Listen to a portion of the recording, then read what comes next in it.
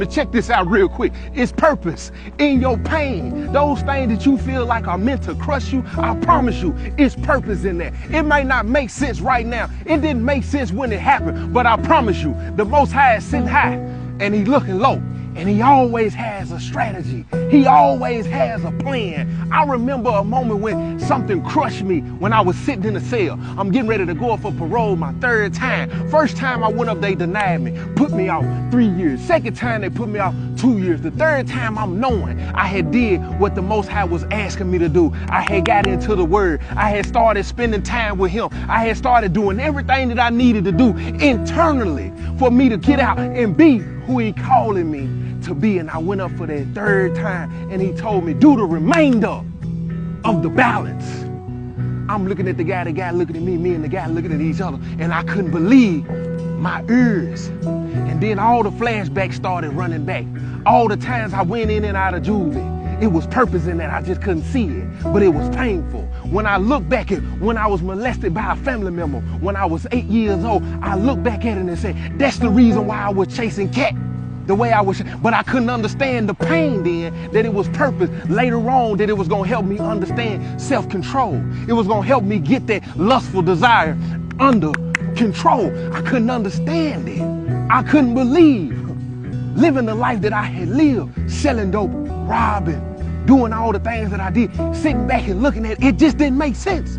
It was painful, not only to me, but to my friends, to my family, to my community, to the neighborhood. All that stuff was painful. And then I started asking the Most High, what sense does it make? And then when He said, if you don't go through it, the same way the Messiah went through it, He said He was a ransom for many. Your life is not your own. While you sitting and questioning the Most High and His methods, what He doing and why He doing it, you're not sitting back trying to say, I'm a ransom for somebody. I was molested so I can give a word to somebody to help them understand what it is that they went through, so they can help somebody else go through and be what it is that they were called to be. Same thing with selling dope. When you come out of selling dope and you use that same mentality towards something constructive, you can be just as successful as you thought you could selling dope. That's when you take a step back and you start asking the Most High, okay, because you start seeing the gift in you. You start seeing your abilities. You start understanding His purpose in your pain.